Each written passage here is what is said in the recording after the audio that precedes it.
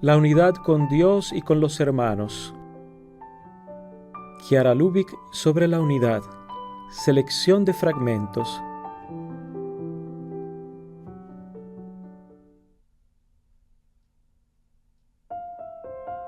La caridad como ideal.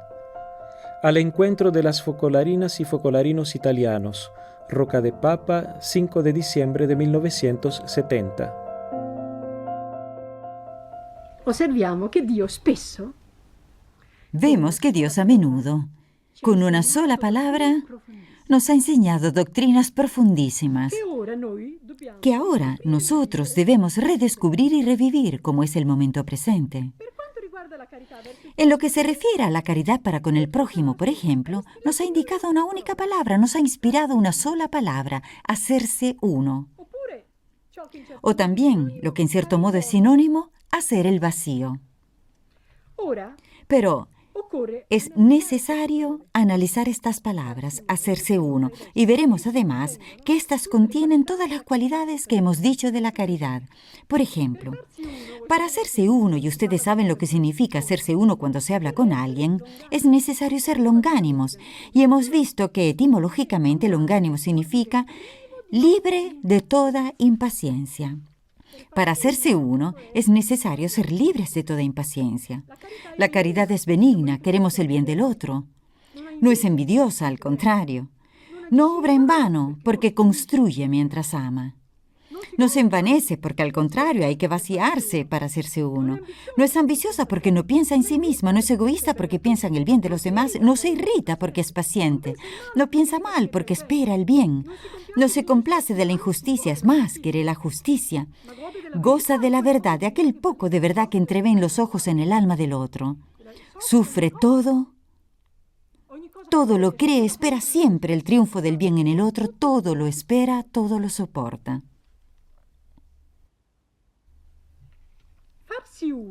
Hacerse uno. Para hacernos uno bien, no podemos, ya que el hacernos uno es el modo que Dios nos ha indicado para amar al prójimo, hacernos uno, entonces conviene explicar en qué consiste este hacerse uno. Para hacernos uno bien, no podemos permitirnos pensar en respuestas que dar, sino que debemos hacer el vacío total, o en acciones que realizar mientras amamos escuchando al prójimo, por ejemplo. Es más, debemos hacer el vacío total de nosotros mismos para asumir todo lo que pesa sobre el otro, sus problemas, sus necesidades, exactamente como hizo Jesús. Este hacer el vacío es característico de la caridad que busca la unidad. Ahora bien, ya que cuando nos hacemos uno, aun en silencio, como decía antes Padre Foresi, que puede ser un diálogo, haciendo así, amamos porque somos Jesús abandonado, el amor atrae la luz, es matemático, es evangélico.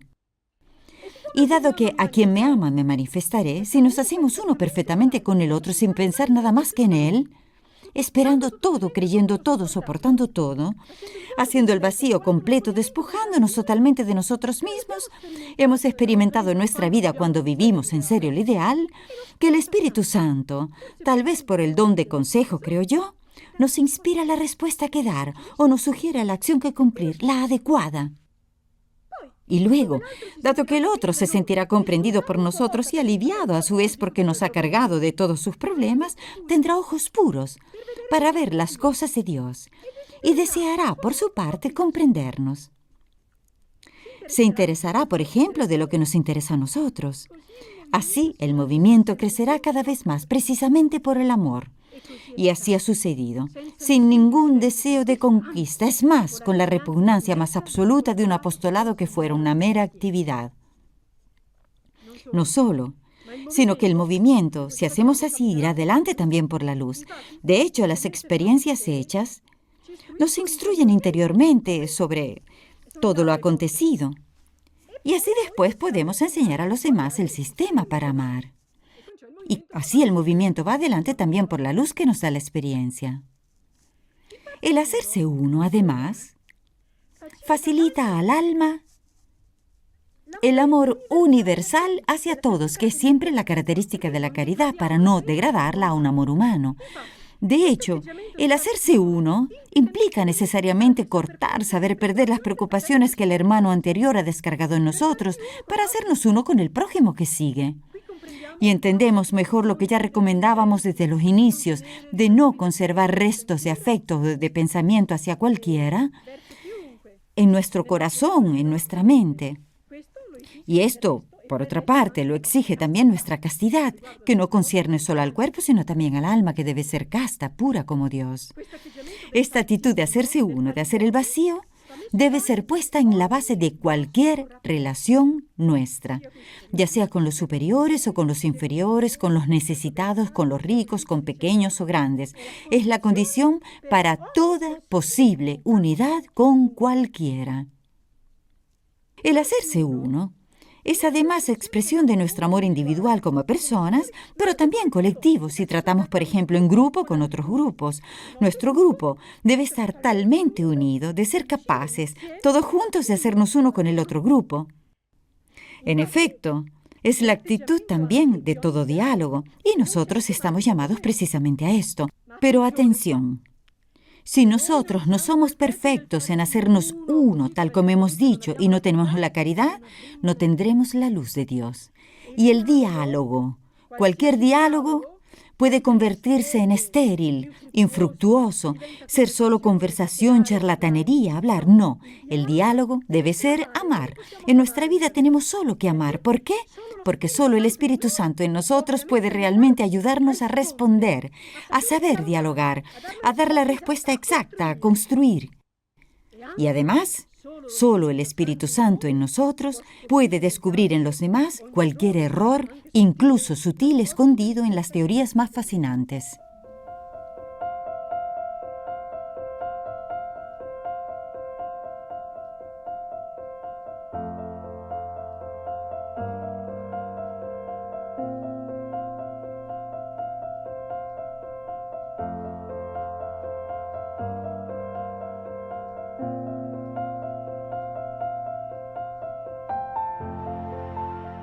Incluso la muerte por la unidad. Conexión telefónica, Rocca di Papa, 9 de noviembre de 1989.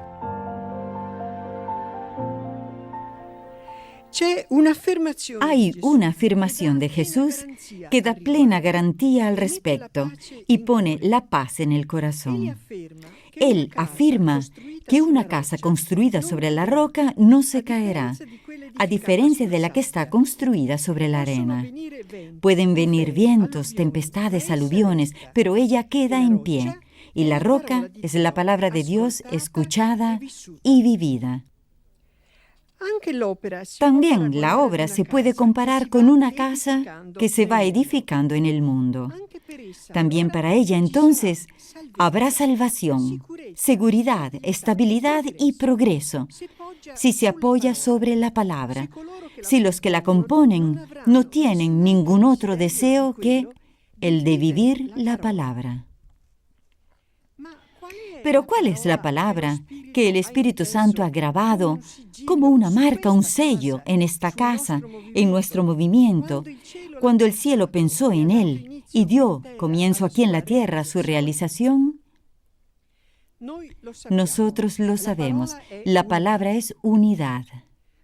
Unidad es la palabra que resume toda nuestra espiritualidad. Unidad con Dios, unidad con los hermanos. Es más, unidad con los hermanos para alcanzar la unión con Dios. El Espíritu, de hecho, nos ha revelado un camino completamente nuestro, plenamente evangélico, para unirnos con Dios, para encontrarle a Él. Generalmente nosotros no lo buscamos en primer lugar allá donde está, por ejemplo, en lo profundo de nuestro corazón o en la naturaleza, etc. Nosotros lo buscamos y lo encontramos pasando por el hermano, amando al hermano. Lo encontramos si nos esforzamos en realizar la unidad con el hermano, con cada hermano. Si establecemos la presencia de Jesús entre nosotros como hermanos. Solo de este modo tenemos garantizada también la unidad con Él. Lo encontramos vivo y palpitante en nuestro corazón. Y esta unidad con Dios es la que luego nos empuja, a su vez, hacia los hermanos, la que nos ayuda a actuar de manera tal que nuestro amor por ellos no sea ficticio, insuficiente, superficial. sino radical, pleno, completo, impregnado de sacrificio, dispuesto siempre a dar la vida, capaz de realizar la unidad. Nuestros estatutos ponen la unidad como base de todo, como norma de todas las normas, como regla que hay que poner en práctica antes de cualquier otra regla. Es la palabra para nosotros, es la roca. Nosotros no tenemos significado en la vida más que en esta palabra, en la que todo adquiere sentido, cada acto nuestro, cada oración, cada aliento. Y si nos concentramos en esta palabra, si la viviremos lo mejor que podamos, todo ciertamente se salvará para nosotros. Nos salvaremos nosotros y se salvará la porción de obra que nos ha sido encomendada. En el futuro tal vez lleguen para la obra, en su conjunto o en alguna zona, momentos diferentes de los que vivimos en el presente, marcado por tantas consolaciones, frutos, luz, fuego. Podrán venir momentos de oscuridad, de desaliento, podrán suceder persecuciones, tentaciones. El demonio podrá intentar de 1000 maneras destruir todo. Podrán ocurrir desgracias, catástrofes. Pero si nosotros nos mantendremos firmes sobre la roca de la unidad, nada podrá afectarnos. Todo seguirá adelante como antes. Y aquí está la salvación de la obra, de esta casa nuestra, de lo que llamamos castillo exterior, porque está edificado para gloria del Dios viviente entre los hombres, de Cristo en medio de nosotros. Y entonces, si las cosas están así, prosigamos con la decisión de obedecerle en lo que es imprescindible para nosotros. Poner en práctica la unidad, reavivarla donde esté apagada, reforzarla donde sea débil, volver a establecerla donde haya desaparecido, construirla donde no exista. Era un lema de los primeros tiempos, o la unidad o la muerte, para expresar lo clara que era la voluntad de Dios para nosotros. Sí, o la unidad o la muerte, o si queremos, incluso la muerte, con tal de realizar la unidad. Por otra parte, Jesús no pide menos a sus discípulos, y tampoco pide menos a nosotros.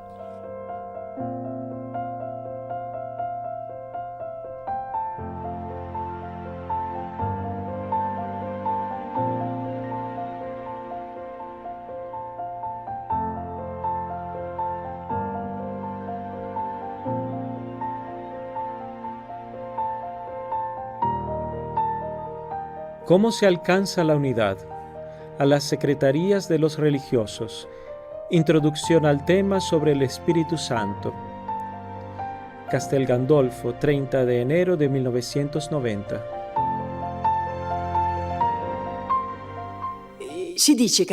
Decimos que la causa de esta atmósfera que se crea en nuestras ciudadelas, en los ambientes, en las comunidades, cuando tenemos a Jesús en medio, es efecto de la unidad.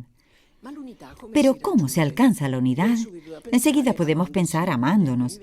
En cambio, me parece que debo precisar que la unidad entre nosotros será una realidad si cada uno está bien unido a Dios. Pero aquí hay que entenderlo bien. Estar unidos a Dios al estilo focolarino, no de otra manera, porque aquí está el carisma de la unidad. Ahora lo explico. Podemos decir entonces, yo estoy unido a Dios, yo rezo, no miro a nadie, no sé, me voy a confesar, regreso a mi cuarto, no veo nada más. Esto no es al estilo focolarino, no es un estar unido a Dios, es un estar unido a Dios de otra manera, hermosa, estupenda, pero no al estilo focolarino. Pero ya que este es el carisma de la unidad, todos los particulares tienen que ver con él. Por eso, atención, estar unidos a Dios. ¿Por qué digo que está Jesús en medio y construimos la unidad entre nosotros si antes cada uno está unido a Dios? Porque está escrito que todos sean uno, y aquí la unidad. Como tú, Padre, estás en mí y yo en ti, Jesús y el Padre, que también ellos sean uno en nosotros, por tanto unidos a Dios, para que el mundo crea. Por tanto, la unidad, antes que nada, es nuestra unidad personal con Dios. Debemos vivir bien esta unión, pero al estilo focolarino. Ahora les explico. ¿Cómo podemos entonces tener esta hermosa unidad con Dios? Estar unidos a Dios significa todo. Significa ser santos, significa ser perfectos en el momento momento presente y significa alcanzar el ápice más alto de la unidad con Dios. Significa la más alta oración. La unión con Dios significa todo. Y quisiera concluir comunicándoles una experiencia, ya que muchas veces pienso, ahora que tengo todavía un día por delante, ¿qué puedo hacer para aprovecharlo bien, para estar segura de vivir lo esencial y que este esencial tenga todo dentro? Y yo quisiera presentarles una visión plástica para que se grabe mejor en la mente, caminar en el santo viaje entre Jesús abandonado y María desolada. Porque Jesús dijo, quien quiera venir en pos de mí, es decir, ser otro Jesús, es decir, ser santo, ser perfecto, alcanzar la unión con el Padre, niéguese a sí mismo, aquí está la desolada, y tome su cruz, que Jesús ha abandonado. Pero al estilo focolarino, niéguese a sí mismo. Nosotros nos negamos a nosotros mismos, no eliminando continuamente apetito por apetito, como dicen algunos santos, no solo esto, sino amando, lanzándonos, amando a los demás, amándolos, nos negamos a nosotros. Y esta es la novedad que ha traído el movimiento de los focolares. El amor como camino de negación, como vía de santidad, como vía para todo, porque Dios es amor. Y así sabemos cómo negarnos a nosotros mismos. Pero he visto que a pesar del amor que damos y que nos esforzamos en practicar de la mañana a la noche, amando a los demás, amando la voluntad de Dios y no la nuestra, algún apego siempre queda. Por ejemplo, estoy escribiendo el último renglón de un artículo, me dicen que es la hora de almorzar y yo quiero un cambio, terminar aquel renglón. Pues no, es la hora de comer, hay que dejar el renglón perder. O bien, mientras estoy hablando con alguien, me acuerdo de algo bello, no sé, que ha ocurrido en la visita del Papa, en lugar de estar atenta, perder. O bien, mientras estoy, no sé, alguien me pide un libro, pero yo aquel libro quizás, perder. Hay que estar atentos a esta orden que María desolada nos sugiere desde aquí, desde la izquierda, dejando a Jesús abandonado a la derecha, que nos sugiere perder, perder, perder. Por eso, amando.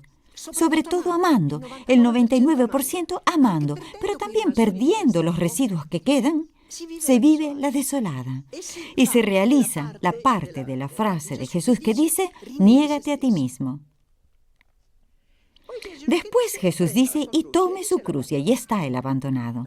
Naturalmente la cruz de los demás ante todo, porque estamos en esta actitud de amar. Y después también la propia cruz. Abrazarla e ir más allá de la llaga, siempre más allá de la llaga, siempre más allá, cada vez más rápidamente más allá de la llaga. Entonces, si hacemos así, y recorremos el camino del santo viaje entre Jesús abandonado y María desolada, es lo máximo que se puede pedir a un alma. No se puede pedir más. Llegamos a la perfección en aquel momento al menos. Estamos en la perfección. Es Jesús quien vive en nosotros. Es Él quien vive. Es el resucitado que está más allá. Es el resucitado. Hemos perdido, sí, pero es el resucitado. Y si Él vive dentro de nosotros, tenemos el Espíritu Santo, porque el resucitado nos da el Espíritu Santo. Él está lleno de Espíritu Santo, porque si tú lo tocas, tocas al Espíritu Santo. Entonces, se puede esperar también que todos sean uno. Si en todos vive el resucitado y Él mismo es uno con el resucitado, somos todos uno entre nosotros, sin olvidarnos que también aquí hay que amar y que así nos unimos a todos los demás hermanos, realizando el que todos sean uno, que Jesús desea, que es el carisma del movimiento, que es nuestro carisma, y establecemos la presencia del resucitado entre nosotros. Y entonces Él en medio y además dentro de nosotros obra efectos extraordinarios que les dejo descubrir a través del tema. Y por último, quiero decirles entonces, vayamos adelante así, con la seguridad de que el resucitado está entre nosotros, estando seguros. Ustedes dicen, pero para tener el Espíritu Santo, Chiara, nosotros tenemos demasiado poca confianza en el Espíritu Santo. Creemos que sean ideas nuestras, creemos que Él no está, y llevamos una vida humana y no sobrenatural, pero tenemos siempre el Espíritu Santo pronto, si el resucitado vive en nosotros. Y Él nos sugiere siempre, haz esto, haz lo otro, te guía en todo. Escribes un tema, esta palabra no, esta sí, esta no. Te encuentras con una persona, di esta palabra, esta no, esta sí, esta no. Estás siempre ahí guiándote. Eres una persona guiada, realmente guiada por el Espíritu Santo, si vives de esta forma entre María desolada y Jesús abandonado. No es complicado, basta volver a escuchar todo esto y actuarlo enseguida.